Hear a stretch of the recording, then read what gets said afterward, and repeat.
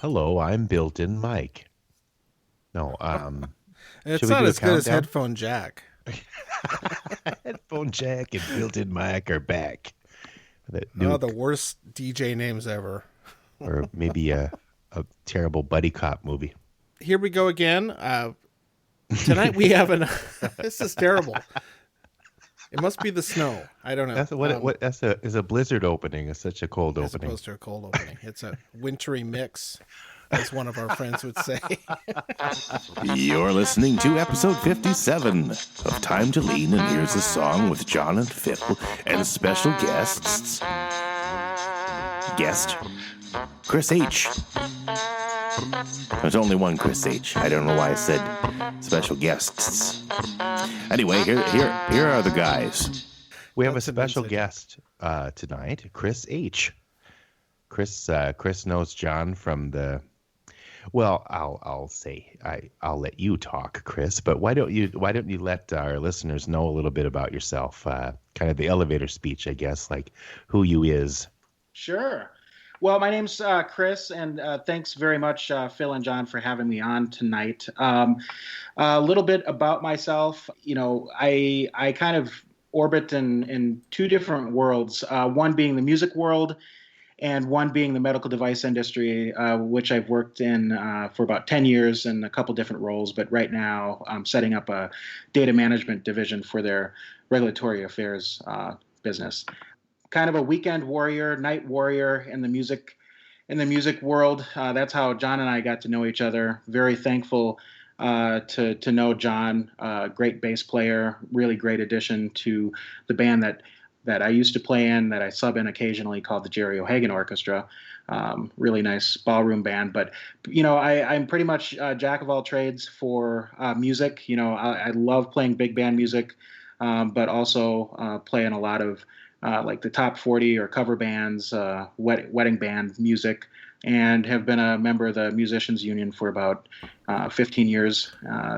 Some interesting musical experiences. Played with the Temptations last year, Butch Miles from the Count Basie Orchestra, a couple years in a row. The Wolverines Classic Jazz Orchestra. Had him, but a lot of great musical experiences locally. I play saxophone, clarinet, and flute, and I'm a definite foodie. Collect wine and collect bourbon and scotch as hobbies, and read a lot of books and listen to a lot of music. So that's kind of me in a nutshell. That's really extraordinary. I mean, so much packed into that. What, 2 minutes? I mean, I don't. Yeah. that's Wow. great. The music, the musical areas that we kind of cross over, obviously, are mostly the big band things. And the area that we don't cross over into is symphony orchestra playing. But yeah, I'm sure you've Well, maybe dabbled John, in that. actually, Oh, we did. Yes, we play did do one. the Mankato Symphony. Yeah, Yep, you're right. I am not a symphonic player for the record whatsoever, but I love listening to classical music. But yeah, you and I, we for a couple of years in a row down at Mankato Symphony for the Christmas Tchaikovsky's concerts. Nutcracker and the Ellington Strayhorn's version of Nutcracker, where Yes. your orchestra would play the Tchaikovsky symphonic arrangement, and then we'd go in and jazz it up a little bit with Duke Ellington and Billy Strayhorn. Yeah, that is a great piece of music. I've never gotten to play it, actually, the Ellington one, unfortunately. I'd Oh, love to do that someday. I It's think one of they my should favorite have holiday things. they should have the Nutcracker in a nutshell. I think that would be like a shorter version. It's that's 2 minutes yeah. long, right? Yeah. It is pretty long, especially for probably the kids to listen to. Yeah, the short attention span Nutcracker. or me. Sure, yeah. Well, I wasn't going to say that, but Wait, what were you talking about? See, it's just proof of my. yeah, and Chris, you're also you play golf, don't you? Yeah, I was bitten by the golf bug. I remember Oh the boy. first time that I played. My parents dragged me out to. I grew up in the northern suburbs of Minneapolis, and they dragged me out to Bunker Hills Golf Course on Memorial Day, and I was like, "What are we doing out here? And why would you go outside and play golf? I mean, there's so many other things you could do with a beautiful day, but they let me tag along, and I hit a shot, and I think I was hooked after the first shot, and have kind of duffed it around for, I don't know, 20 years or so. Not in a tournament setting, but playing a couple of golf leagues and things like that. Haven't had much of a chance to do it this year. Just really busy with work. But yeah, I love golf. Love watching golf. So it sounds like you have, let's see, you have some rather expensive hobbies. Yeah. I have Golf done and, the gardening, bourbon collecting, right? Scotch collecting. Yeah, No kidding. Well, that's great. So, I'll start out with Phil. What do you got in your drink tonight? Yeah, usually start with me because it's less exciting. I tend to explore the lower shelves, but well, actually, for my birthday, I got some. I call it Leapfrog 10.5 years, but it's actually Lafroig 10 year. I got because I wanted something smoky and not something not too expensive, and John recommended that, so I got that. And I had one of those before the show here, and then I decided to just pour some of my bourbon over the ice. I just have, it's just cabin still today. It's real. I'm exploring really, really cheap bourbon, but for the price range, it's pretty good. But it's got a little bit left of that smoke on the ice, so it's kind of interesting. So I guess maybe I did my own blend tonight, so that's pretty exciting. It's like peated bottom shelf bourbon. You never know. It could work. It's good for a nice blizzard night here. This is a perfect night for smoky. Well, almost any whiskey, really. Oh yeah. I didn't want to have too much of. I'm trying to stretch out the Lafroig. Yeah, we're finally getting a huge storm today here in Twin Cities. Yeah, it's like December. I mean, it's what is it? Christmas like in a couple of days, and here we are. We haven't even had snow hardly. Well, Chris, what do you have in your glass? Well, right now here, I do have to preface by saying after the show, I'll be making some pasta dish, and I did pour off a little wine just to see how it would go with the pasta, and I will get to the bourbon, but have just an ounce of a producer called Rivers Marie, and it is by a winemaker named Thomas Rivers Brown and his partner Genevieve Welsh, and it is a 2018 Herb Lamb single vineyard Cabernet Sauvignon. And I had to get into it because, I bought a couple bottles and I needed to make sure that the quality was good enough to hold for a couple years and age away. But I think for bourbon tonight, so we've got a Buffalo Trace product that Phil has. And then, John, I don't want to steal your thunder, so I know what you've got. So I'm going to have to choose probably either a Knob Creek single barrel. I've been scouring the Twin Cities Metro for different single barrels of Knob Creek, and have found quite a few. Some that are 9 years old, some that are 15 years old. So it's interesting to compare fairly well-aged bourbon, like a 9-year bourbon, to an extra aged or kind of old bourbon, 15-year. And then what's kind of cool about it is I've got 2 9-year or so old barrels from different, one store in Western Wisconsin, like Hudson, and one store, I'm forgetting where that other store is, but at any rate, these barrels were pretty much sister barrels. They were in the same rick house, on the same floor, and probably barrels right next to each other. So I think I might do a little comparison there. So Chris, did you you said they were sister barrels? Did you just compare the numbers on them? Yeah, okay. I mean, Okay. they're absolutely sequential, and they were filled on the same date. And they were barreled a couple months apart. That's really cool. Yeah, that's one thing I've really. Wow. We went when we were on our recent Michigan trip. We had a chance, fortunately, because you brought some of them, to talk about all those Knob Creek single barrels. And the great thing about Knob Creek is they're so big, they have a pretty wide distribution of single barrel offerings, and they're not amazingly hard to find. And that's and actually sometime I think it was 2 months ago, Phil, we did our an episode where we compared two different Knob Creek rye single barrels. Yeah, that was fun. That was really interesting because they were quite different. Yeah, that was I don't know. I didn't really understand the stave thing. I thought it was kind of a I'll admit. Well, that didn't apply to the rye though we had. Oh, never mind. That was the other day. Nope. Okay, but to my point, the stave thing I've just been trying to figure out. I thought at first it was some kind of gimmick, but it really does make a difference. But. Well, I mean, Phil, to your point, I mean, I know we're talking about the Maker's Mark staves, but to your point about the larger stave being the barrels make a big difference, and one barrel next to another, they've got the same aging, the same atmospheric climate, but they turn out completely different. I mean, one of the barrels is sweet and caramely and brown sugary, which I really like. Yeah. And not quite the knob.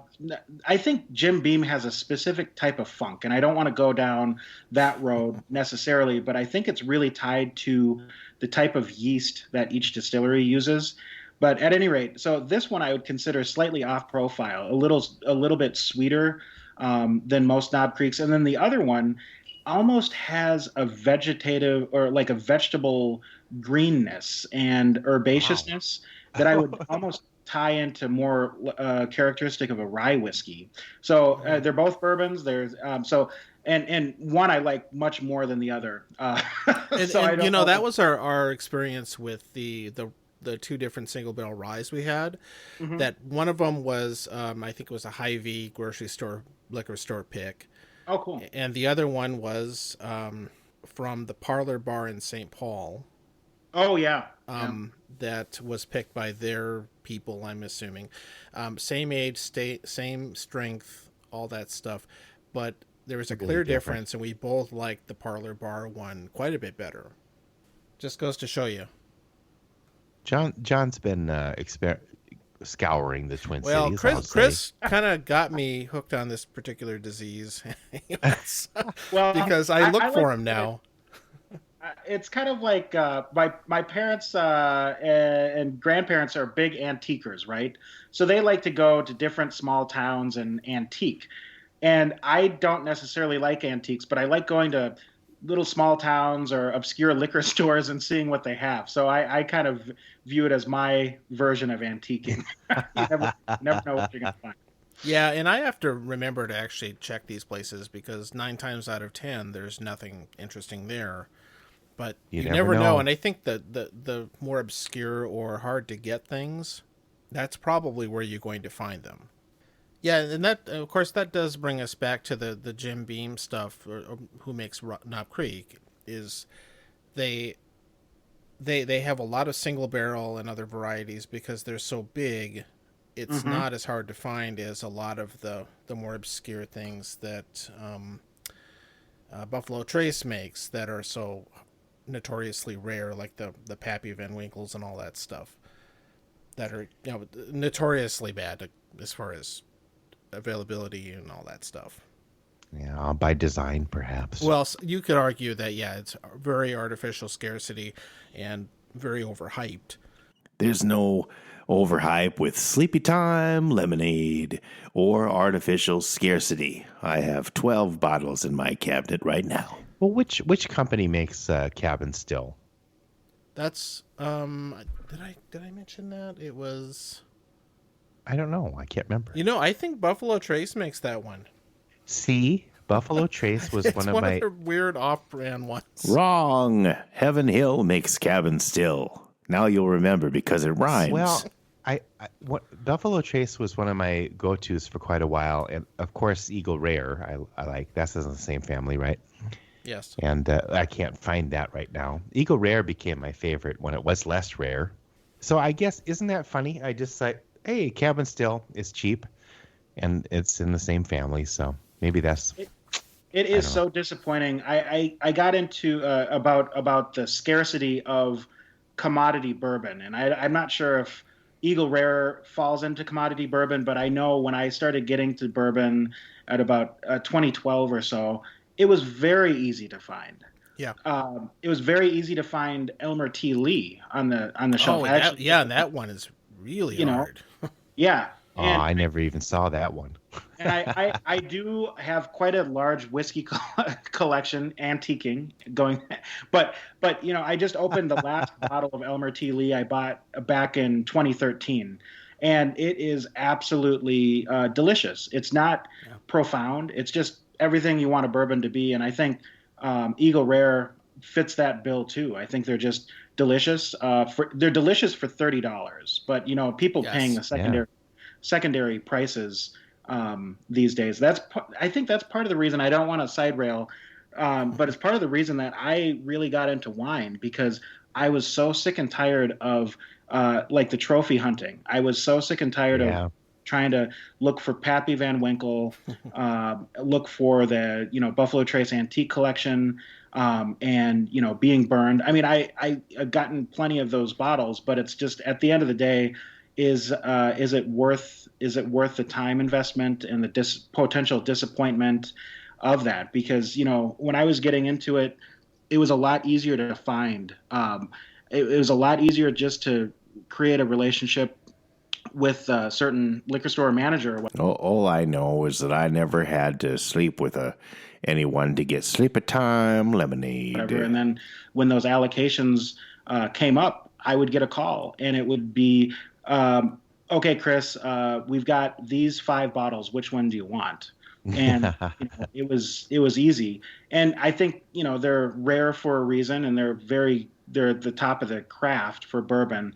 But there's a lot of enjoyment. I mean, going back to what you said, Phil, about cabin still, there's an enjoyment.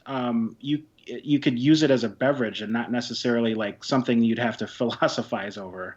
No. Right? So I always try and keep a spread, and I don't really have a collection. Like Chris does, but try and have a spread of kind of stuff to throw on ice or make basic whiskey cocktails with, or stuff that is a little higher end that you break out more occasionally. And I think that's kind of important to have. And with bourbon especially, it seems like there's so much high quality stuff out there. I think you're foolish if you think that you have to have those certain hyped up ones. Mm-hmm. And because the high quality bourbons are not just being made by the usual suspects in Kentucky. There's a lot of great bourbon being made all over the country. Things have changed so much over the years, at least in my opinion, because, I mean, my uneducated opinion, but I remember, I don't remember what year it was, but I was really getting into ryes back before they were, you couldn't find them. I was like, I want to try a rye. So there was old Voldemort, as I call it, but and that was about it, and then all of a sudden, I mean, a few years after that, there were so many more ryes out. It just kind of there used to be like two. There was Overholt as the real name, and I think Rittenhouse was the other one you could usually find. Yeah, yep. That was about it. The Rittenhouse Bottled and Bond was the one that, and Old Overholt as well. And then I think what happened was the kind of the craft cocktail culture really, rye whiskey shines in a cocktail, and I think that demand just blew through the roof. And it takes a long time to age whiskey; you can't make it overnight. And but now I think with the Knob Creek, John, I think you brought that to Mackinac Island, and that was delicious. And there's also one a little bit older than the Rittenhouse, and I'm blanking on the name. It's made by Heaven Hill. Old Fitzgerald, Pikesville, Parker's Heritage, Henry McKenna, Larceny, probably not Mellow Corn or Georgia Moon Corn. I don't know. Yeah. And that's aged 6 years, and it's good. But what kind of ryes are you guys drinking? Well, I still have got my Knob Creek Parlor Bar one because I went back and got another bottle of it. I liked it well enough. And that's all I I've, actually have on hand. I don't know. I I've have kind of some flipped. Voldemort. I've kind of flipped back to bourbons just to Mm-hmm. explore that a little. Well, Chris, what was like your first whiskey Ah, I that so that got you into this? when we finally nailed a date down on this, that was one of the first thoughts that popped in my head that you might ask. And the Well, then I first, didn't ask it. I mean, listen, I enjoy drinking cocktails and everything, but I think the first bourbon that I truly enjoyed, I got as a housewarming gift. I bought my first house in 2013, and a mutual musician friend of ours, John Scott, Yep. got me a bottle. And it is actually a Knob Creek. It was the old Baker's in the old bottle, kind of the wine bottle, the Baker's 7 year. Yeah, it's another And Jim Beam product. Yeah. yep, Yeah. and it was the first bourbon that I enjoyed neat or on the rocks. And I think the reason for that is I learned to drink bourbon not as necessarily you would drink water, but Yep. drink bourbon in very small sips and roll it around your mouth. Kind of, what the old master distillers talk about how you should enjoy bourbon, and that was a big learning for me, and it really opened up the world of bourbon to me. And there was really no looking back, from a collection standpoint to taste standpoint, because it's a big world of bourbon out there. But yeah, Baker's 7 year, 107 proof was the first bourbon that I really enjoyed. That's a good point that you mentioned because when I first had whiskey, it was whiskey cokes, Mm-hmm. probably a turkey coke, I think, Mm-hmm. Mm-hmm. in Montana. We had to go. My first year of college, I went to Spearfish, Mm-hmm. Black Hills State. But for a while there, you could travel all the way to Beulah, Montana, or something like that. It was still you could drink whatever you wanted to drink at a younger age, and so that just encouraged people to drive. That's not a good idea. But anyway, that was my first experience with whiskey. Probably was whiskey cokes, Mm-hmm. but I don't think I would have just drank the whiskey on its own back then. But I not think that that was kind pretty of stuff. common though too. That's why there was so few high end ones. That most of them were made for throwing back on ice or with pop or other mixers, things like Mm-hmm. that. Mm-hmm. Sure. It's fun getting to my first experience with something high quality was probably because of my dad was into Scotch. That's the first whiskey I got into, and was probably Glenfiddich 12 year, Yeah. which is just still to this day is a little nostalgic. That flavor profile just always reminds me of kind of early days, and that because that's one of the three probably single malts that he could get back in the old days. In South Dakota. Yeah, I think even nationwide there weren't a ton of them out there, No. Yeah, and that's Oh, true. single malts? Probably yeah, not. but I mean we're talking decades ago, and it was probably that in Glenlivet, and that was probably about it, along with some blended stuff that was out there. But Glenfiddich was the first one I ever really slowed down and tasted, Yeah. and I still enjoy it today. It's still a good single malt, but it's kind of it's pretty basic, but I still enjoy it though. I guess I'd have to say Eagle Rare was the first one that it kind of opened you up to a different thing. It's like, oh, I liked Buffalo Trace a lot, but this is different. Mm-hmm. But then I started. I think John sent me an image of the family tree, so to speak, of whiskey. Wait, I don't know how long ago that was. Oh, that was Back- the American whiskey, where all the different brands are made. that was really eye opening. I was like, wow, that was a cool image. I should try to find that again. But And yeah, and there's so much good American whiskey, and another one that I've really gotten interested in want to explore more is American single malt whiskey. because there's a lot more of that being made. I mean, I think Yeah. Belcona's in Texas was Sure. probably the pioneers of that. They make they make good whiskey in general, but Is that the one? I think you let me try one of those, right? That was really yeah, good. they're blue corn whiskey, Yeah, yeah. which is really tasty. And of course, I brought over my oh, I forgot the name of it. The other corn whiskey, the Mellow lower shelf. corn. Mellow corn. Oh, I Mellow corn is kinda good. like mellow corn. Yeah, That stuff Well, I is a heard it. steal too. it's I heard about that first, I think, from Oh, Ralphie. that's because Ralphie recommended it. oh, genius. Are you familiar with Ralphie? Very Chris? much so. Oh yes. I'm not Ralph, surprised. for whatever, I think the stars aligned around 2013, where I started getting into whiskey, and then I was just, surfing YouTube looking for, advice on what to drink and what to try, and landed on Ralphie Mitchell's page, and yeah, just absolute one of a kind character, and Absolutely. unfiltered. Yeah, Wouldn't yeah. it be fun to visit? Wouldn't it be fun to visit where he records those from? Oh, the Bothy, I would love that. I would love He to. is I would such a love to such go a there. crank. Yeah. I would love to. John, we never talked about what you're drinking. Okay. Oh, yeah. Yes. Let's circle back. We'll kind of rein it in a little bit. So I have at the moment. This is going to sound.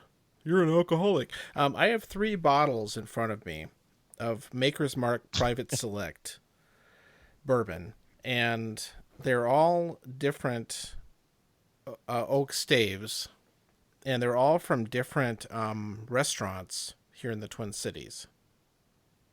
Which See, is that's what John's been doing, Chris. He's been going around and like a vulture with these poor restaurants. They're struggling. right. I'm And doing John that. says, Isn't it? and John says, "Hey, can I have a bottle of that?"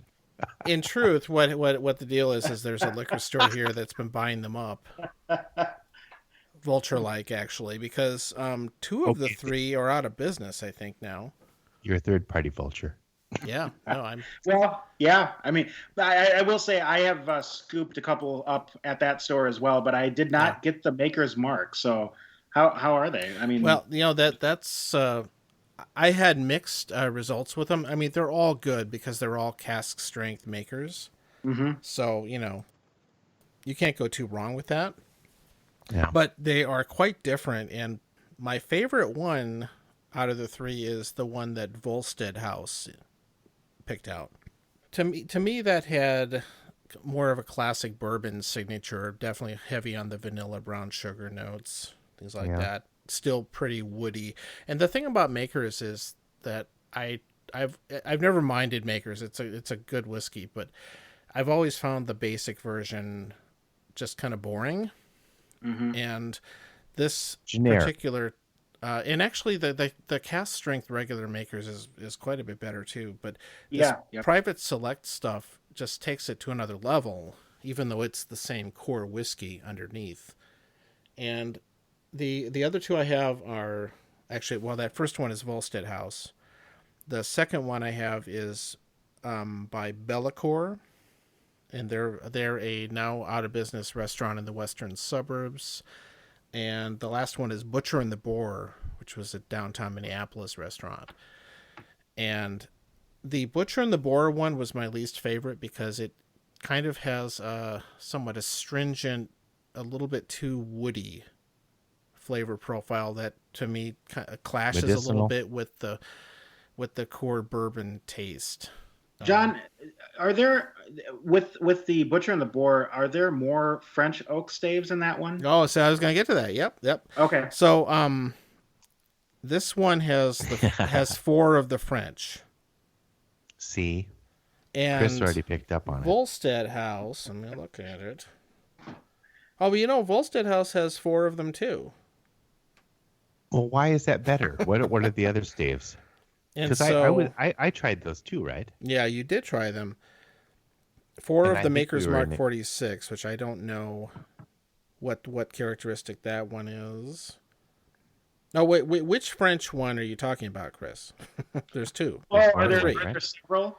Well, there's the ones that have French. There's seared French Curvet. There's a roasted French Mocha and a toasted French Spice. Mm. Oh, and then there's the French kiss. And that also can be astringent sometimes. And this Butcher and the Boar is heavy. It's got 4 of each of the seared French and the Maker's Mark 46, and 0 and 0 of 2 of the other ones, and 2 of the French spice. So it's the most different, for sure. Let's try to narrow it down, though. So the one you didn't like, it has more of what? It has Maker's 46, whatever that one is, that stave. There's 4 of them in Butcher of the Boar, and there's 0 in Volstead House. Oh, so maybe that's it. And in my second place winner, which was Bellacour, it only has 1 of the Maker's 46. So it's much more similar to Volstead House. So for you, that was maybe the key thing. That's been my experience so far. Water kind of helped with the wood notes a little bit on Butcher and the Boar version. Whereas the other 2, you could actually drink neat. And again, this is 55.8% alcohol, so it's strong stuff. But the other 2, you can do neat, and they work really well. And so what this whole thing is, they're letting. I think what happens, and Chris, maybe correct me if I'm wrong, but the people who pick out this single barrel, they choose in advance which finishing wood staves go into that barrel, and then it's then it's like aged for another, I don't know, year or something like that. It's actually only a couple months. It's not long at all. Okay. And wow. Maker's Mark actually built a new. I wouldn't even call it a rick house. They actually built this aging cave, almost like a wine cave that you'd see in Napa Valley or Bordeaux or Burgundy, into the side of a little hill. And I don't think they age it that long, but apparently enough, because I think it has a slightly different profile than Maker's 46 or Maker's Mark cast strength, and certainly just the regular Maker's Mark. Mm-hmm. And John, actually talking about all of this Maker's Mark has gotten me inspired to pour a little bit. So I actually poured some Maker's Mark cask strength, and this is from batch 15-02. So I'm assuming this was 2015, because right when it came out, I bought a couple bottles, and I'm like, I've got to try it. And I have been on a bit of a weeded bourbon kick, because I bought a book called Pappyland by Wright Thompson. Oh, I think I've heard of that. Is it good? I actually read it almost all in a night, and a night with a couple bourbons, starting off my PTO time.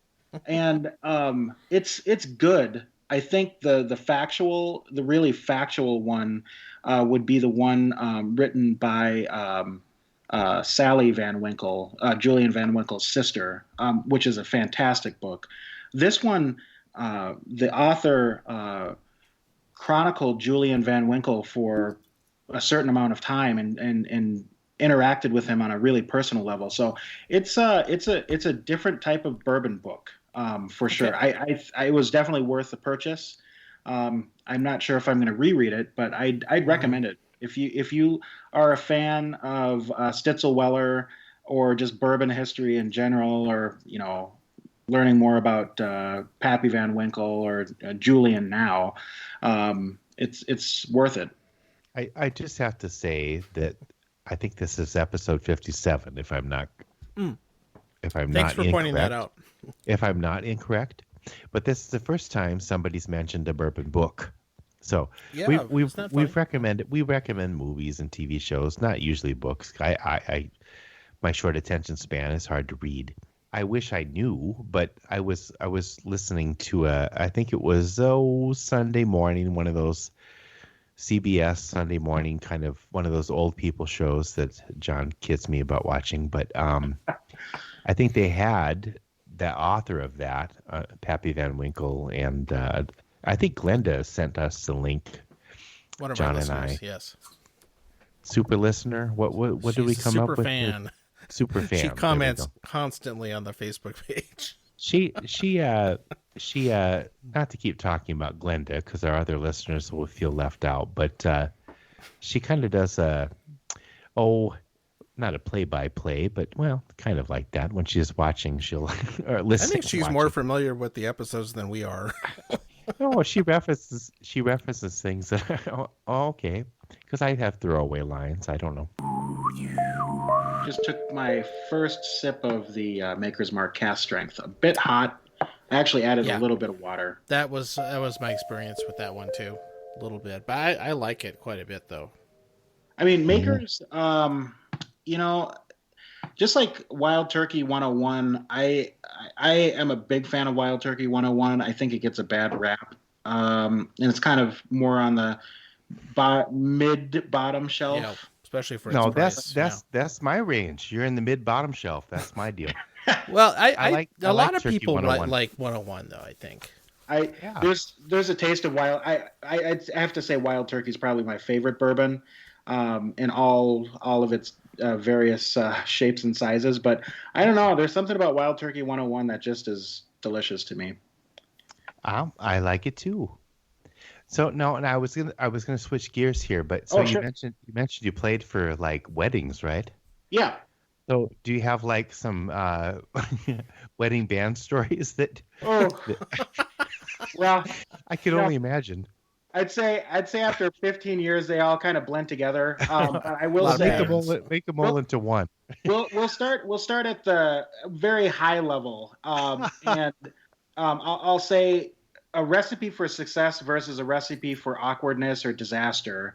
And usually, the kind of the weirder weddings, and I have no problem with people teetotaling, but I will say afternoon weddings with no booze and trying to, get a crowd going and dancing to Uptown Funk or something is like pulling teeth. The death knell.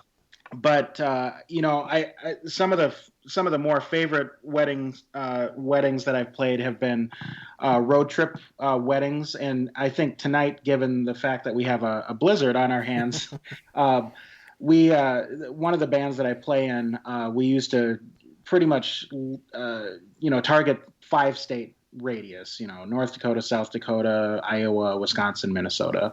And we started getting more out-of-town gigs than in-town gigs for some reason. And, we'd go to Sioux Falls, or we'd go to Fargo, or, even Minot. And I remember one year, I think it was the year that the Metrodome roof collapsed. Oh, yeah. We had a wedding gig in Sioux Falls, and we had to make a decision. I think this must have been Friday during the day, of saying, all right, so the wedding's Saturday, but we probably can't get out there on Saturday. They'll probably close down I-90 or whichever way we'd go. And close I-90. So we decided to go Friday after work, and busted to get down there, and didn't quite beat the blizzard, but got down there safe enough. But we're stranded because they shut down I-90 through like Sunday afternoon, and the same thing happened. Same thing happened in Fargo the next year. So we kind of nixed playing out-of-town weddings during the winter. But I would say the kind of the crazier things, out-of-town weddings, definitely a lot of, especially if a wedding has weddings hosted in a hotel with the bridal party and guests being in the hotel, they kind of let their hair down a little bit, and the band does as well. But probably drunken wedding party, either groomsmen or bridesmaids, can lead to an interesting night. Certainly at a bandstand, if you've played the same cover music for 5 years, you kind of have it memorized, so you can kind of just scan the crowd for interesting. Yep. I've got a bunch of pictures, but maybe a bride or groom having a little too much and taking a nap in the back corner of the room, or just some wild hijinks. I'm not sure how graphic I could be, but yeah, certainly a lot of laughs. A lot of laughs along the way. You can be as graphic as you want. We'll just put a disclaimer. But no. I think none of know, us are getting out much right now, so I'm just saying, Chris, I don't know. But no, you don't need to be too graphic. but I would say definitely a lot of fun experiences traveling, and usually alcohol would make a wedding more fun for people, even if some people take it a little too far. But by far the weirdest or most awkward would be the weddings that aren't serving alcohol in the afternoon or early evening, and everybody leaves after dinner, and we have to play for 3 hours to a bunch of rugrats just crawling on the dance floor. I'm sure, John, you've probably seen that before. Kids love to dance, but it's not that fun. Yeah, I'd have to go back in my mind, because I kind of view it as a bit of a mercenary. Just go in, do the gig. Oh, it's a job. Yeah. Make sure my horns don't get knocked over by drunk patrons. And I mean, John, do you have any? I'll try to. Well, no, it's I haven't played a ton of them. I mean, it seems like the ones where they'd hire big bands have mostly dried up, but the worst ones were the ones where we would get hired in there, and I think they liked the idea of having kind of a classic, throw the Sinatra tunes out and all that stuff. Mm-hmm. They liked the idea of that, but it wasn't really synced up with what the guests all wanted. Mm-hmm. And so you would know have your audience. The audience would just kind of ignore you most of the night, which is really a bummer. When you're doing that, and a lot of wasted talent and money, of course. You should have said, "Hey, we're doing a Michael Bublé number." Well, yeah, maybe. I just think that's not what they wanted. Uptown Funk or whatever was, the thing. And really, they would have been happier with a DJ or a regular cover band. And the best ones I've done as a jazz player are the ones where they kind of split it, and they have the old folks, their classic stuff is done half the night, and then they bring in a DJ for the young folks. And I mean, for those who can afford it, it's really the best way to go, because they kind of have that classic, like, oh, we're gonna dance to these great old tunes and everything, and the parents and grandparents love it, and yet they still can get out the more current hits and still have something that there. For all ages. So I totally agree, John. I think the best thing is, they want the romance and the glitz and the nostalgia of a big band. Yeah, they see it in movies and stuff. Like they've got a jazz band on the stage and everything, and there's a romantic thing going on. That's a very iconic image a lot of people have in their heads. I would say sometimes the craziest stuff is finding your way to a gig, especially if it's kind of out of town and right. Maybe pre-smartphone era. there have been some stressful times, or maybe a sideman or sound man that has gotten lost along the way. I think probably the funniest story is not necessarily as a musician looking out into the crowd, but a story about a musician. And this musician was a rather arrogant trumpet player. Not all trumpet players are arrogant, by the way. Everyone I've met is. Yeah, you were going to make a comment there. everyone I've met is, but I don't know if that's. But okay, not all of them are. You're under a lot of pressure to get those notes out. But anyway, physical pressure. This arrogant trumpet player bought a brand new flugelhorn, and he was really proud of it. Except he didn't bring his flugelhorn stand. So during the set break, he set his flugelhorn on his seat. And this was a big band. This was a big band gig, and so the trumpets are in the back. They're on risers, and they have chairs. And so he set his flugelhorn down, a brand new flugelhorn that he was braggadocious about. Shall we say? I think that's a word. 2020, maybe a 2016 to 2020 term. At any rate, very proud of it. Left to the bar, and then probably chastised the other three trumpet players for playing out of tune or not swinging or style stuff, because he was very particular, not necessarily deservedly particular, but at any rate. So he's coming back to the second set, and he was rushing to the stage because he was a little bit late. and he sat on his trumpet, or he sat on his flugelhorn, and completely flattened this brand new flugelhorn that he was so proud about. So, and there's a lot of trumpet players in the Minneapolis St. Paul area that know who I'm talking about, and would have absolutely would have not a care in the world and no sympathy toward this person and the flattened flugelhorn. Oh, I've known very few trumpet players, but yeah, I think I get it. I think one of the things that comes up that is a recurring joke with some of the combo ones I do is and they're not really wedding ones, just ones where there's catering involved.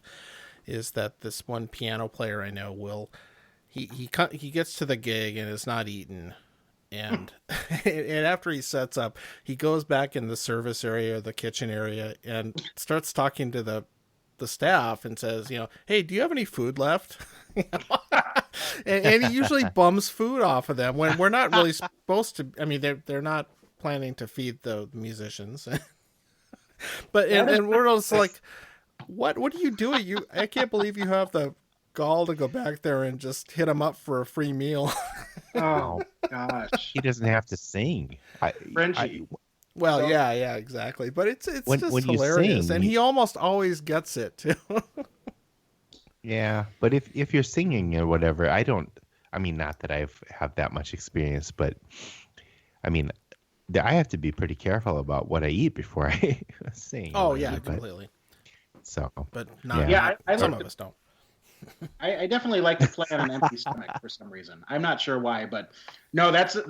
I have John. I have no idea who you're talking about, but I know that it's a phenomenon. Yeah, and they're out there. They are out there. It just seems shameless. Yeah, or they'll bring a doggy bag or a Ziploc bag or put a couple dinner rolls in their pockets. Like, no, there are musicians out there like that. Yeah. I don't blame them sometimes. Chris, you mentioned a while ago, I'm not sure if before we started or not, but that you have been to many of the really iconic Kentucky distilleries, like on trips. Oh yeah, you've done these tours and stuff. And yes. Is there which ones really stood out to you? Were they all kind of the same, or was there one that was really interesting? Once I toured the Sleepy Time Lemonade Distillery in Hoboken. The only tour I've ever been to was that one in Wisconsin. What was that which again? distillery was that? 45th Parallel. Yeah. I actually was kind of impressed by their bourbon. It tasted like bourbon. They make really good whiskey, actually. The tour guide was hilarious. They do a really informal. They show you everything. It's a small operation, and yeah. No, it's highly recommended. We've done it twice, or have I only done it twice? I was once. Okay, yeah, I've been there. Been there twice, and they do a nice little tour, and you get to taste everything they have in production. Anyone in the area, go to that one. That's good. No, they're good, and they've been around long enough that they actually have gotten good at whiskey and rye, and they do a wheat whiskey also that's decent. Mm-hmm. And it's good, but that's the main one I have seen. They were kind of on the forefront of this trend, I think, for the local distilleries. But I want to hear more about this, Chris.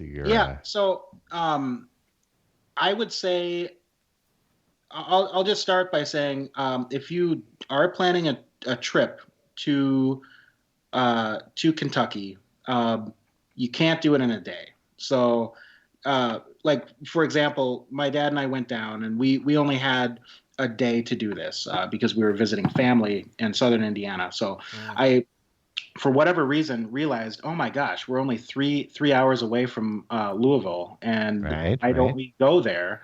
And then from there, just make a list and go down to Bardstown, and then go from there.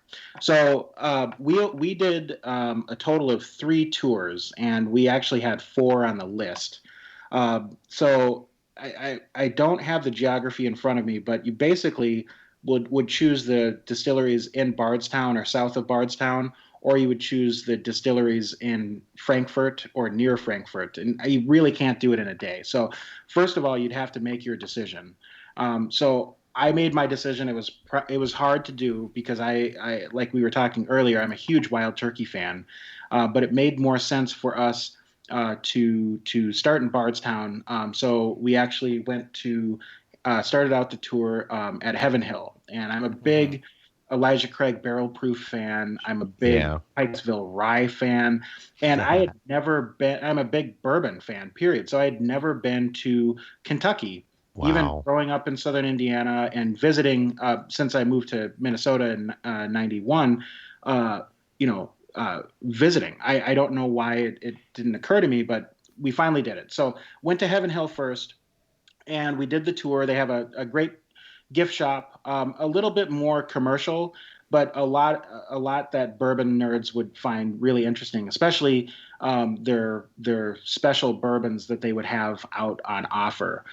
So I got a couple of the Elijah Craig. They're called grenades, but they're basically like a hand grenade, but it's a slightly younger version of their barrel proof. Sounds like something you could make a cocktail with of the Molotov kind. I mean, if you're into that kind of thing. And then they had a couple more expensive, like the William Heaven Hill, but that was like $250.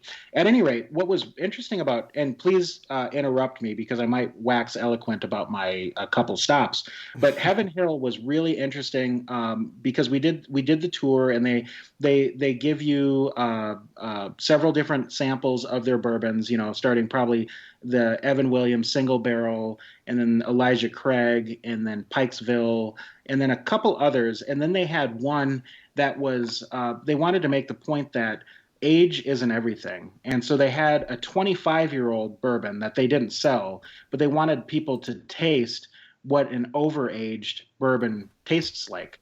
And 25. Yep. And I actually kind of liked it, but the profile would be more bitter, more astringent. And so this tour guide went too far. Yeah, it went too far. I think the younger bourbons, like the Cabin Still, probably is precocious and sweet and maybe a little prickly, a little spicy from the youth. But yes, very nice. I like that description. You can go the other way too. So there's a lot of master distillers that would actually say, I kind of like my bourbon 6 to 8 years old. That is a kind of a sweet spot, isn't it? Yeah. I might like a little older on a lower floor, but that's just me. But the cool thing about Heaven Hill was just seeing the massive amount of rickhouses that they had. And the rickhouses had this black mold or fungus that's actually produced by the evaporating alcohol, I believe. Oh, so man. All of the rickhouses kind of have these black marks on them. But the cool thing is this tour guide probably worked at Heaven Hill for 50 years, and I asked her some questions because most people are just there for tourism or to get a nice buzz going. And I said, okay, I really like your rye whiskey and the Rittenhouse rye, and and where do you have a specific, and actually Pikesville as well. Pikesville is a slightly older. So I said, do you age Pikesville in a specific warehouse? Because much like wine, terroir would matter for where you put the rickhouse. If it's up on a hill, it gets way more airflow than down in a valley. And I don't know all the particulars there, but they actually have specific rickhouses for specific bourbons. And so for Pikesville, they age it, and I have a note here. They age it in a specific warehouse on the 6th floor only. And I don't know if I still have it. It was, warehouse G on the 6th floor is where they put all of the barrels of rye whiskey destined to become Pikesville. So I always found that interesting, and I think they do that at quite a few distilleries. They know the various rickhouses. Like one of the best Heaven Hill bourbons that I've had was the Parker's Heritage, and each year they come out with a Parker's Heritage bourbon. And back in the day, Parker Beam was their distiller of the Beam family, but he worked at Heaven Crazy. Hill. It's crazy, Yeah. yeah. But so It's not Jim. It's not Jim Beam. It's exactly. He made a Promise of Hope bourbon, and probably came out in 2013 or so, and it was my absolute favorite bourbon. I found 3 bottles of it. I would hoard it, but it was from his favorite rick house at his favorite proof from his favorite floor.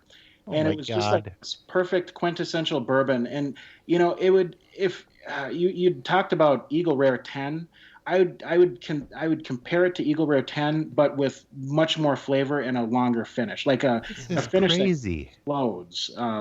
But yeah, so that was a huge takeaway from Heaven Hill. Is I didn't know that they aged bourbon purposefully, and I think they do that at Jim Beam. They have different recipes, and they have different floors that they would age. Booker's is from the center cut, the third, fourth, fifth floor of the warehouse, just because it's more temperate and less swings of temperature. Heat rises, so in the top floors, you might get up to 130 degrees in the winter or in the summertime. Heaven Hill was great. We went to Willet after, and Willet is wow. a stone's throw away. It's probably 300 yards down from Heaven Hill. Oh my God. Oh no! And I didn't realize these distilleries were so close together. Willet was really cool because it's much smaller, and they were just getting into distilling their own spirit after. Most of Willet, I believe, comes from Heaven Hill. They sourced from Heaven Hill for many, many years, and they probably still do, but they're actually distilling. There, we could take a tour really in depth from when the grains are delivered to the rick house to when it's bottled. So it was really in depth. And I'll never forget the smell of going into a rick house full of aging bourbon. It's one of the best smells I've ever. I mean, if they could bottle it and make it into cologne or hand soap, would be or candle, I'd be into it. Willet was amazing, and I'm excited to try their actual spirit that they're distilling now. And then we went to Maker's Mark. Took quite a long drive down to Loretto, which is a beautiful drive. And then Maker's Mark was probably the most complete of the tours. It still was sort of touristy, but it was so slick and so well done that was probably my favorite of the tours. Unfortunately, we were going to go to Four Roses, but they were closed by the time we got there. So I think the big takeaway is God, you can't do it all. So plan your trip. Yeah, definitely. And that smell in the rickhouse thing is something that that unfortunately you don't get at a place like 45th Parallel because it doesn't have that environment and massive volume. I mean, they have a relatively small warehouse, and you can definitely smell some aging oak goodness in there. And they actually let you smell inside of a used barrel, which is kind of instructive. Oh, cool. Yeah, but they show you everything that they have, but the operation's not the same, and obviously the climate in Wisconsin is not the same as Kentucky. No. Just like one of the things that was really interesting that came out years ago actually was when they started doing single malt whiskey in India. Oh, and that stuff. Yeah, John, you hit me with that. We were playing a gig at Medina Ballroom. Yep, and I'd never had that before. Oh, that was a long time ago. Wow.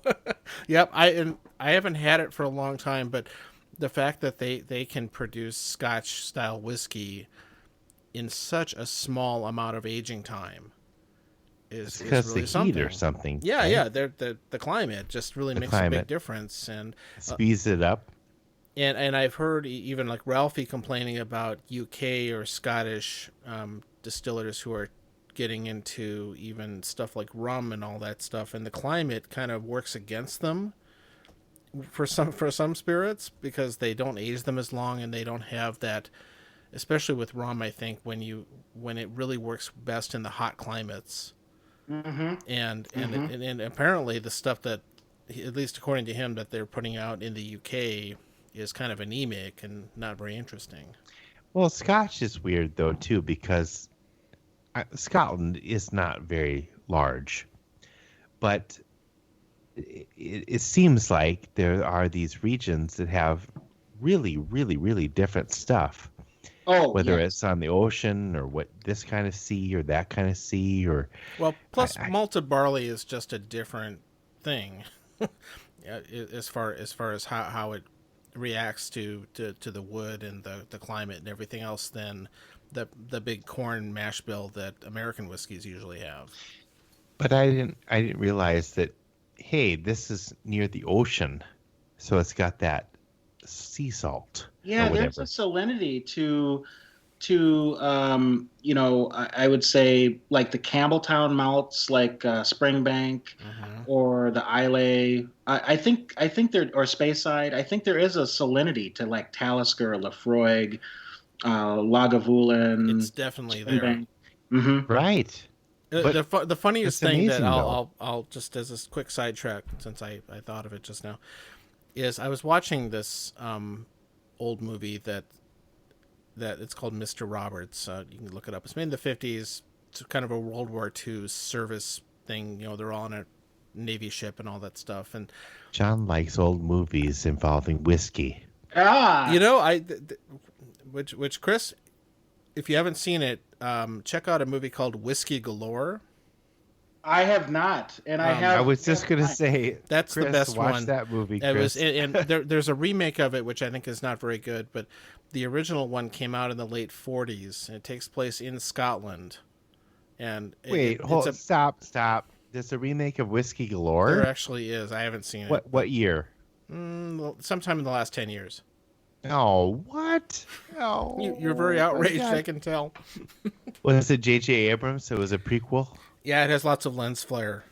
All right. But yes, Whiskey Galore, the original version, it's great. Yeah, it's about this little island in Scotland that runs out of scotch. It's very good. But anyway, so in this movie though, the ship's doctor needs to come up with some scotch to bribe somebody with or something like that, and It's not and the Love Boat. he's trying to. No, unfortunately not. I don't think they would run out of whiskey. No, this is all he has is like just some kind of medicinal type of alcohol on hand, and he needs to like trick somebody into thinking it's like Red Label or something like that, which was the peak of what they could get then. It was probably quite good in the 40s. Red Label. Actually, I've heard wow. Red Label used to be really quite good. Should go back in time. And If you could go back in time, try and that. so he puts Oh, that'd be great. he takes this clear nasty medicinal alcohol and he puts a splash of Coca-Cola in it, and they taste it and like, yeah, that's a little closer, and then he puts a drop of iodine in it. for that kind of maritime look. It's just like, wow, he's making Taliskers. Yeah. There's some band-aids in there too. Yeah. Yeah, I mean, it's hilarious. I was like, and they totally fell for it, of course, in the movie. But the fact that they thought they were making their own scotch, so we love it.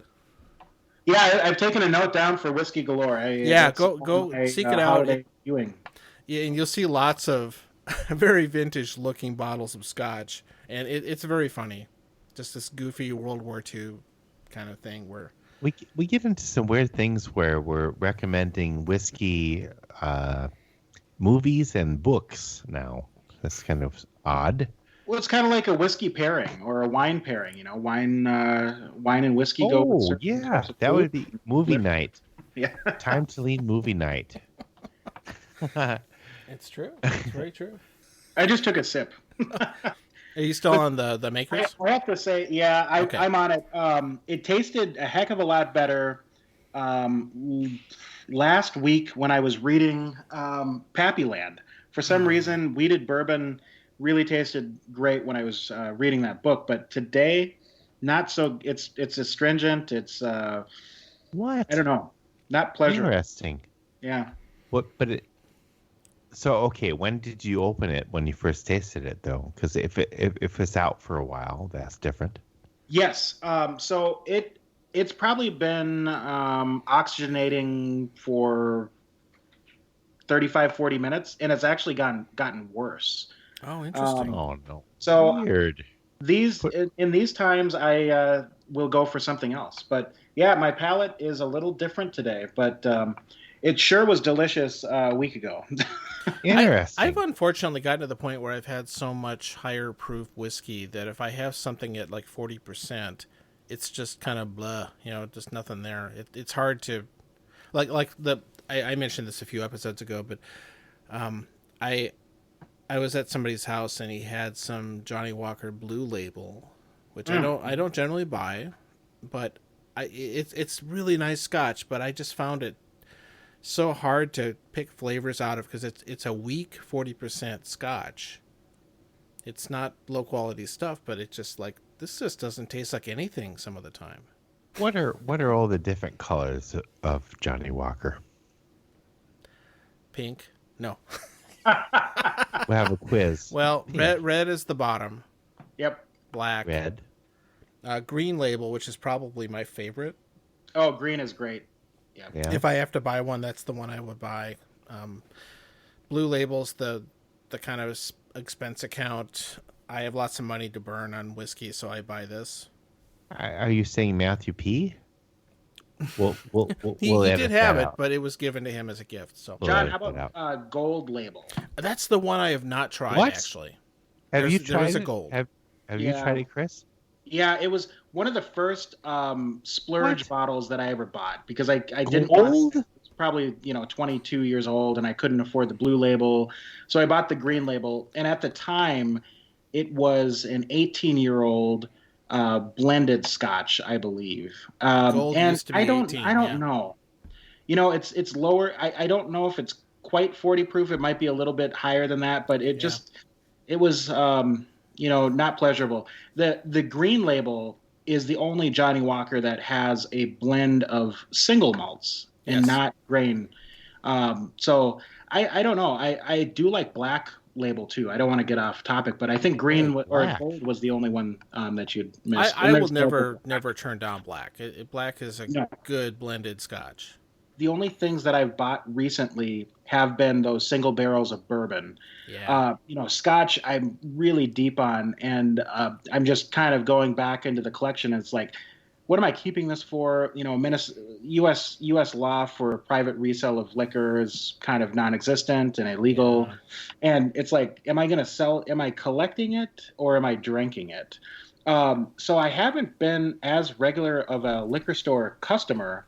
So I'm gonna have to go back and check it out and see what's going. I think what you need to do after John and I have had our vaccines is invite us over to try all these things. You would be absolutely more than welcome. I have had a very, very small core of people, a couple work colleagues. We've all been working from home. And my parents basically since March. Sounds familiar. And so right.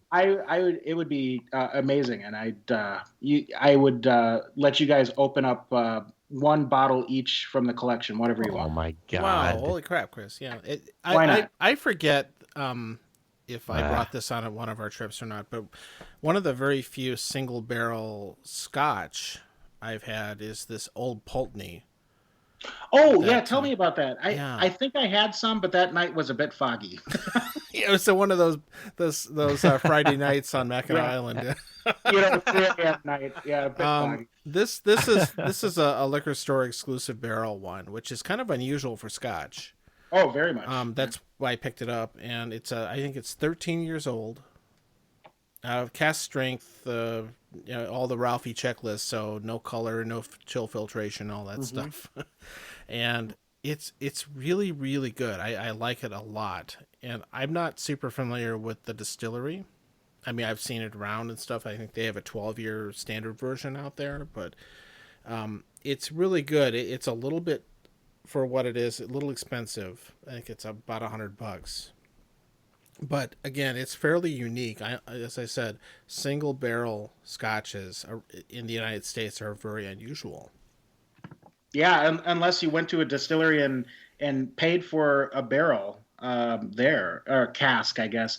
But yeah, I only heard of Old Pulteney through Ralphie, and I think Old Pulteney was one of his whiskeys of the year, and I picked up 2 bottles of it and drank through one quite quickly. I've bought the last 2 or 3 whiskey of the year ones, and the best one I had was Glen Alecky, I think. Was the one I liked the most. No. That's a nice, and it's not expensive. I think it's just a 12-year, and that is a nice whiskey for the money. I also had Deanston. He recommended that. I wasn't quite as fond of that one, but they weren't expensive, so that's the good part. Yeah, I got into Glendronach, the 15-year, the green bottling. I need to try Glendronach. That's on my list. Well, then John, that could be your bottle that we open, and that's probably from when he recommended it, like 2013. And rumor is there was much older whiskey added, and I would have to think it is. It, from what I remember, it's almost like drinking. Gosh, almost like, this might sound bad, but it's almost like raisin puree. Because there's so much of that sherry character, because they were using those really old sherry barrels from Spain that actually aged sherry for 30 years, as opposed to now where they're kind of rinsing the barrels or not aging it as much. So you hear that actual sherry barrels are pretty rare these days. Because there's just not much of it made, and that and of course probably the first Scotch besides the Glenfiddich, which I had many years ago. The first one I really loved besides that was probably good old Macallan 12 back 15 years ago, and back when it was not quite so expensive. And I find it a little bit boring now, but those sherry bomb scotches can really do it for me. Chris, would you send us a picture of your if you can send us a picture of your collection stuff? Yeah. Sure. Yeah. It'll take a couple pictures. No, do panoramic. Yeah. Do the panoramic thing. Well, I've got three locations. I have a closet. I have a shelf in my downstairs family room. I have a closet downstairs, and then I have a little rack in my laundry room. So I have 3 spots. So how many of these bottles do you keep? How many of them are open at any given time? Oh gosh, right now I'd say probably 20 open, but I do use the argon gas, the wine preserve. That was my next question. I heard about, again, good old Ralphie talks about that inert gas. What is this? What are you doing? The oxygen. Do you have a laboratory? He's a mad scientist. Yeah. Well, go for it, John. Yeah, no, it just you put this inert gas in there, and it removes the oxygen, so it stops it from oxidizing. in the whole room? No, Phil, not the whole room. In the bottle? Just in the bottle. I would love that. So we can stop. How do you do that? Yeah. What do you put in the bottle? Just give it a little puff into the bottle. So I'll show you that leads me to a random question. Circling back to wild and crazy guys stories about weddings, is what happens when weed becomes mainstream and legal everywhere, and people are just doing that at weddings instead of booze? How's that going to work? Are they just going to fall asleep? Well, I mean, there are two. I'm not a professional, but there are things. Play one at home. No. Sativa and indica. I don't know. I mean, I thought you were going to ask what happens if musicians do it. I personally. Well, I think they already do. Jazz. No. That's a long-standing tradition, but no. I wonder how the culture will change. about that. If it something will, or maybe they'll just coexist. Well, I think they'll coexist. I mean, if I were to use um, my friend group as an example, I think some people use it as a substitute for alcohol, and uh, and then others might use it to to limit or reduce their alcohol intake, but still get pleasant effect. Right, So I right. think I think people would probably use it in concert. Yeah. I would think. No, I suspect Um, though peaceful And coexistence. at a concert. oh, Okay. Oh well, of course. nothing better. No, I just think all the crazy things, and then after the couple hours goes by, Oh well, they're all getting the I mean, munchies or what? well, there's always the crazy people, and I think if they're used to drinking to get bombed, and then they add something on top of it, it's going to be even worse. So the crazy stories are not going to go away. No, they'll get probably crazier. Oh, maybe slower. They'll get slower but crazier, probably. Hey, yeah, hopefully fewer fights. Yeah. So what would be the Mecca, the pilgrimage of bourbon? Where would you go if you Oh, had to pick the Mecca of bourbon? gosh, Louisville, Bardstown, or Frankfurt. I kind of That's think three Bardstown. things. There's only one Mecca.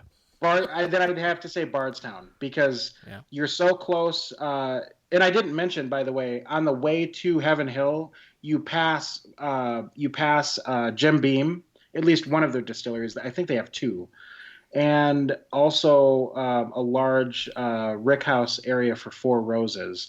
But you're so close to several distilleries. So in my very uneducated view, I'd say Bardstown. There's also there's at least one really cool liquor store that's got, I still have unopened bottles from that haul. And one of the favorites, I bought a whole case of Heaven Hill bottled in bond 6 year, which you can't get in God, Oh Minnesota. no, yeah, I think it's a Kentucky only bourbon. yeah. holy So crap. I had to get it. And still have a couple bottles left. And um, um, we'll have to open one of those up because I think it strikes the perfect balance between what you would smell in if you opened up one of their wash tubs or washbacks and compared it to what's aging in the rick house because it still has the youth of like that sour mash or the mash that they have in their wash tons and what is aging. So that one is pretty nostalgic for me. But Killer Liquor Store, they had a bunch of Four Roses single barrel picks. Old. I did finish one. It was about 12 years and 5 months old. Like for whatever reason, they're in Kentucky. So long story short, I'd say Bardstown, but Phil, I've only been there once, so I can't wait to go back. Well, Have you ever been in the duty free shops in the airport and stuff like that? And you see the stuff that they don't sell here, Yes. and I so rarely have the opportunity to buy it, and some of it's just they're just very slight versions of mainstream stuff, but you always hear about things that are in this mythical thing called travel retail. That it's just like, oh, I'd really like to try one of those, or or you have to get somebody who, are you traveling? Can you get me one of these? And it's kind of a big ask to have somebody haul a bottle of whiskey around with them. Still, the whole way people buy stuff is kind of messed up with that. Or of course, you hear some people can have things shipped, so you can buy online and all that. And of course, Minnesota doesn't allow that, so I can't order any of that stuff. It's just arcane, very archaic laws in Right. the United States about that, especially in Minnesota. I think things are relaxing a little bit, but we can't order distilled spirits into the state, right? Nope. Nope. Like there's that outfit called, I think, is it called Flaviar, or one of those that you can get like different sample sizes of lots of different spirits all over the world, kind of like a book of the month club. And It sounds really cool. They have some interesting stuff, and you get to try many more things that aren't available here. And of course, they don't ship here. It's really disappointing. And Yeah. there's some, I think our liquor distributors in the state also don't get the first shipments of things very often. Maybe because Minnesota wasn't historically known as a bourbon consuming state as much. I think things have changed a little bit, but Right. there were always different things that you would see on whiskey blogs. This was probably Oh, I before know. Ralphie, that you would say, "Oh my God," that you'd kind of almost like, at least I obsessed about it, and it's like, why can't we get this stuff here? Yeah, and the last two bottles I've had of Blanton's were from South and North Dakota because Oh, that's where they turned up, and somebody grabbed them for me. that's good. You've got a couple whiskey mules. Yeah. And they people know that I'm looking out for stuff, and I had a sister-in-law that used to work with liquor distributors, and she doesn't now, but she would occasionally see things, and that was really cool. But I just feel like it's like back to our discussion about all those super rare, trendy whiskeys.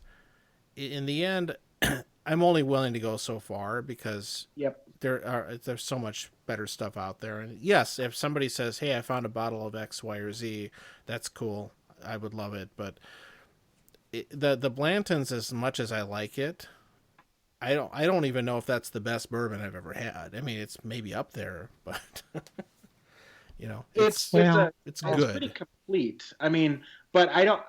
I would love to do a blind tasting of some of these harder to find bourbons compared to like Buffalo Trace. Well, now Exactly. Buffalo Trace is kind of hard to find, but I that know. fear of missing out Exactly. drove me nuts and drove me to spend a lot of time searching out bourbons and cultivating, these relationships with liquor store managers that after a while, it just got really exhausting.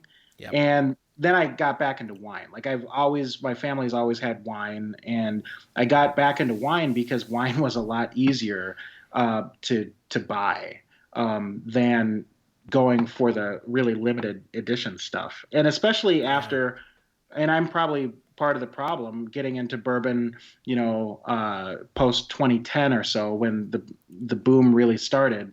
But it just got frustrating to go to liquor stores and go in the door, and then at least for me, I felt almost pressured to. You don't necessarily browse in a liquor store and leave without nothing. So I'd end up with a bottle of this that I didn't necessarily need. So yeah, I've been burned on that, but it's always good to have people looking out for you and shipping you stuff, and that was the fun part about going to different states on gigs. You'd go across different things that you couldn't necessarily get. And I like you, I try Minnesota. to make it a point of, if I have time, looking at random stores out of town, out of state Yep. especially, and that's important stuff. Chris, one of the things, part of our format is that we do a song on each episode. Yeah, let me know. This might be a strange one. I'll write a whiskey song. Yeah, you never know. Whiskey galore. That would be really cool if you could do that, Chris. Phil, Well- I'd be more than happy to, because Oh, I haven't Yeah. had a gig I since know. October. Yeah, So- that's me too. It's terrible. I need to tap into that more. I think. Yeah, I mean, Okay. normally, this time of year, I'm not sure about you, John, but Yeah. I'd Oh have my like God. 5-10 church services and just going from place to place. Yeah, And I keep yours? seeing all these gigs on my calendar that nope. And it's like you said, this time of the year is just so busy. It would have kind of tailed off by now, but the first half of the month, just so many really fun jobs that I didn't get to do this year, and then New Year's Eve and whatever. But I'm feeling it.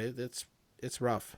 I'm hopeful Hopefully that a it'll lot be of this stuff will come back. People will really want to have live music again and everything. And I'm hoping it's like a pent up demand. exactly, Well, won't yeah. it be crazy though? I'm thinking it will be like tenfold. Yeah, that really exactly. hope so. I hope it really really explodes. I'm going to have a wedding, and I've already been married. There you go. I'll hire you guys. Fine. I'd love to play it. I'd love to play anywhere. It's Yeah. not for me. I don't have that much of a motivation to take my instruments out of the case right now. Oh, it's terrible. Yeah, you're so. Oh, I should. Oh, I tell you, I should do some playing, and I'm letting chops go and whatever, and it's like, or I could go watch some show or play a video game. It's terrible. I think you both know Bob. He Bob lives 2 Byers, houses yeah. down from me. Yeah. Oh, Bob no Beats, way! 2 houses, huh? Yeah, no, Yeah. they're on the same street. It's hilarious. funny. I tell you, this guy, I walk because I go for walks, and I don't know what he plays the craziest riffs. Maybe riffs isn't the right word for Oh, it might be. I think so. whatever instrument he's playing, but he's really trying. It seems like he's really trying to hone in on this. He's trying to get this one passage just right, and it is just amazing. I would just walk by, and I hear this guy playing from his house. I'm not going to do it. And he's vocally inside right the now, house. but It's not like he's out in the yard or something. Yeah.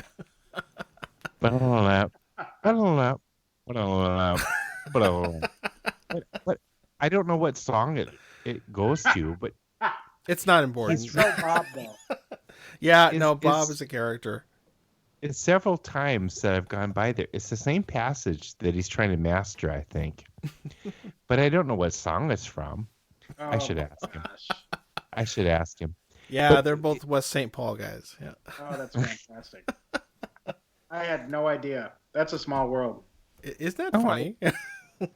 Sometimes I plow his sidewalk. So there you go. Yeah. Oh, very nice, very I nice. might- Yeah, Bob. He's in just 1 in a million. Yeah. Well, he's And Phil, you haven't lived until you've heard Bob impersonate Frankie Valli. Oh God. God. No.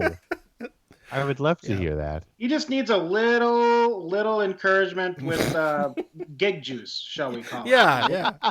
From- Bob likes a good rye. I know that's. All right. Well, Well, thank you very Chris, much. So- thanks for coming on. It's Yeah, been really this is- fun. This is amazing. I learned so much about whiskey.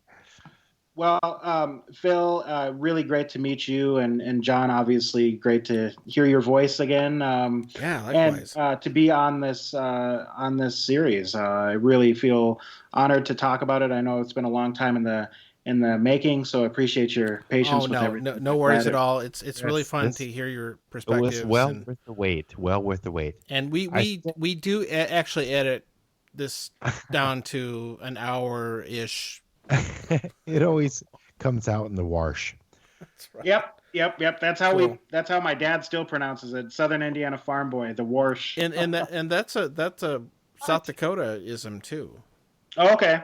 Western Yeah, we South Dakota. this has been great because we have not talked about nostalgia from Western Oh. South Dakota the whole I have. time. Are you both from South Dakota? We're both from Yeah. Rapid City, yes. Okay. Do you happen to know Josh Tompkins? Oh, I totally. I'm really glad you mentioned that, Chris, because we went to high school with him, Okay.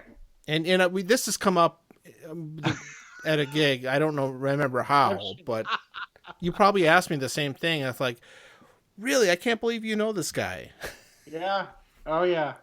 Josh is a character. piano player, Yeah. and Yep. he used to play at this variety show at our high school, and he wasn't in the musical groups with a bunch of us, so we just kind of knew him when he would magically appear at this variety show and play this really flashy stuff, Yeah. Capers. and people just like bowled over. It's like, wow, he's amazing, like the Rapid City Liberace or something. No, I call him the straight Liberace. Yeah, there you go.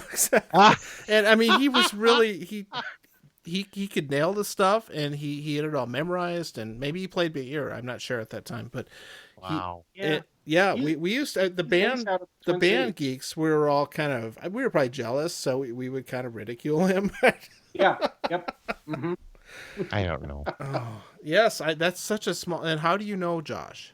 How do you know Well, it? Josh was a we played tons of gigs together, and he's also like a adjunct faculty, so I knew him Oh, cool. way back. But we oh gosh, there's some fun gig stories. He likes to have a lot of fun, but he eventually earned his DMA and does adjunct professorships, I think, at a couple smaller colleges.